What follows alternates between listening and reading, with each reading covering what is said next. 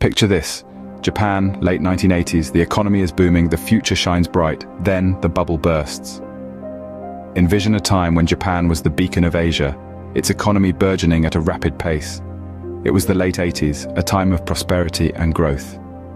The land of the rising sun was experiencing an asset price bubble, a phenomenon where the prices of assets such as real estate and stocks inflate rapidly, creating an illusion of endless wealth and prosperity. But this illusion was fragile, resting on the shaky foundation of inflated asset prices and risky financial decisions. As the bubble grew larger, so did the cracks beneath it. The bubble was not sustainable, and in the early 90s, it burst.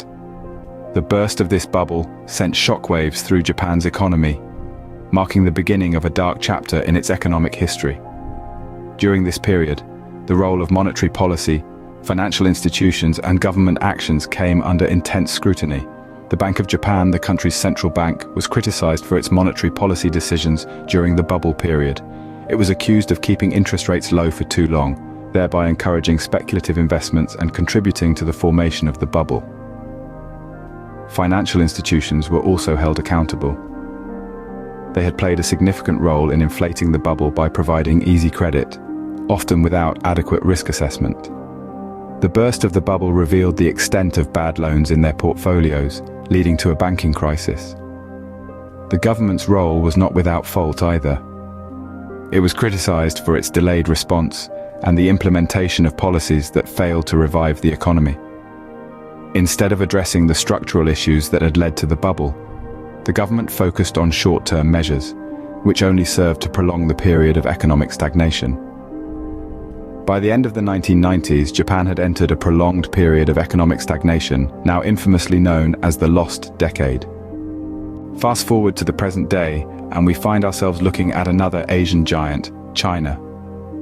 This economic titan has been an epicenter of rapid growth, with its GDP skyrocketing in recent decades. But behind this impressive facade, there's a complex story of increasing debt and a delicate dance between the government and financial institutions. China's economic rise has been nothing short of phenomenal. From a largely agrarian society, it has transformed into the world's second-largest economy, a hub of manufacturing and tech innovation. But the speed of this growth has been matched by an equally rapid accumulation of debt. Today, China's debt-to-GDP ratio stands at an alarmingly high level, a situation eerily reminiscent of Japan before its lost decade. The Chinese government, aware of the looming debt crisis, has taken measures to rein in this escalating debt.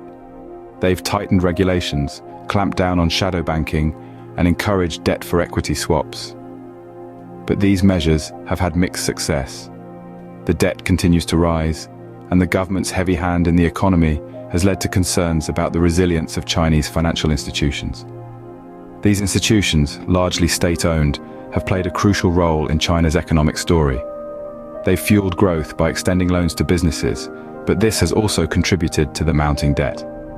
And unlike their counterparts in more market-based economies, these financial institutions lack the flexibility to respond to economic shocks due to their close ties with the government. This brings us back to Japan. Before its lost decade, Japan too had experienced rapid growth, fueled by debt and supported by a close relationship between the government and financial institutions. When the bubble burst, the economy plunged into a prolonged period of stagnation. The similarities between Japan's past and China's present are uncanny. As we look at China today, with its rapid growth, mounting debt, and the complex dance between the government and financial institutions, we can't help but see echoes of Japan's lost decade. It's a chilling reminder of how quickly an economic powerhouse can stumble. But will history repeat itself? Only time will tell. But what happens when a bubble bursts? It's not just one economy that feels the tremors. When Japan's economic bubble burst in the early 90s, the impact was felt far beyond its shores. The ripple effect was akin to a domino cascade, touching every corner of the globe. Japan, being the world's second-largest economy at the time, played a significant role in international trade. When their economy hit the brakes, it wasn't just Japan that suffered. Global trade routes felt the pinch as demand for goods and services dwindled. Commodities, consumer goods, technology, you name it, they all experienced a slowdown. Countries that relied heavily on exports to Japan found their own economies stunted as well. But the implications didn't stop at trade. the global financial markets were the next domino to fall. Japan was a major player in the world's financial scene, with its banks and financial institutions deeply intertwined with those across the globe. When the Japanese banking system crumbled, it sent shockwaves through the global financial markets. Investors worldwide saw their assets shrink, retirement funds took a hit, and financial institutions scrambled to stay afloat. Furthermore, the lost decade in Japan led to a slowdown in global economic growth. Economies worldwide, especially those in developing countries, depend on the financial health of larger economies to fuel their own growth. When one of the world's biggest economies stalled, it was akin to taking a key player out of the game. The world's overall economic progress slowed, creating a knock-on effect that took years to recover from. When Japan's bubble burst, it sent shockwaves around the world.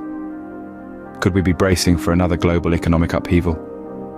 Predicting the future of an economy is no easy task, but understanding the past can give us some valuable insights.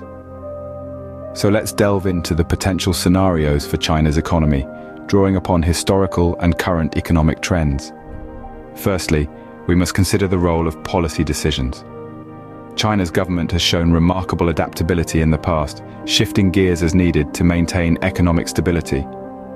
If the country's leadership can navigate the challenges ahead with the same deftness, they might just be able to steer clear of a major downturn. However, the potential for policy missteps is always present and could exacerbate existing vulnerabilities, leading to a scenario reminiscent of Japan's lost decade. On a global scale, economic factors also play a significant role. China's economy is deeply intertwined with the world's, meaning global events such as a recession or an economic downturn could ripple through to China. We've seen notable figures like Jeff Bezos cautioning against large purchases, hinting at a possible economic slowdown. If these concerns materialize, China could find itself grappling with decreased demand for its exports, further straining its economy.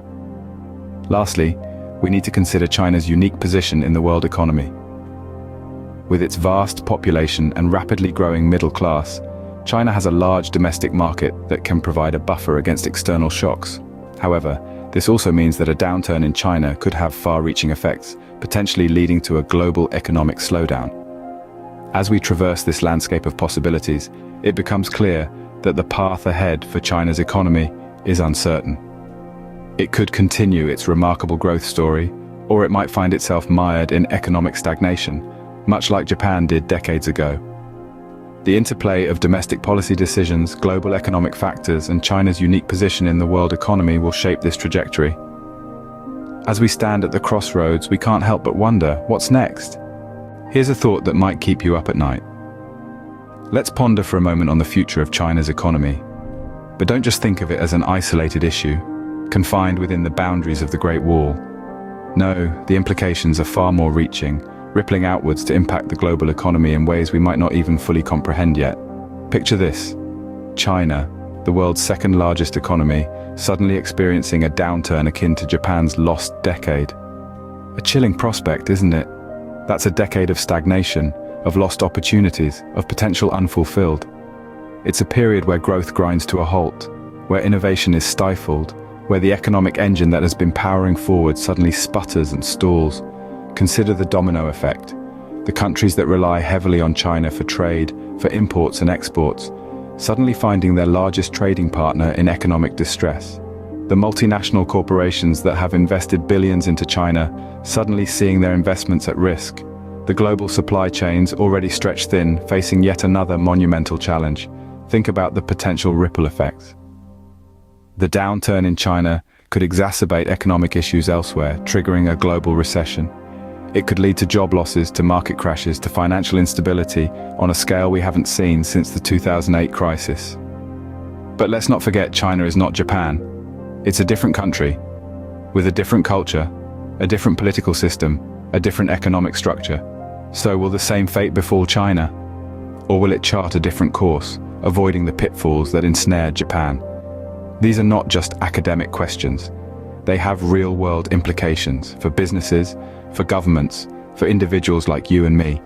They shape the decisions we make, the strategies we pursue, the futures we envision for ourselves and our loved ones. So here's the big question, the one that we should all be asking ourselves. Is China headed for its own lost decade? And if so, what does that mean for the rest of us?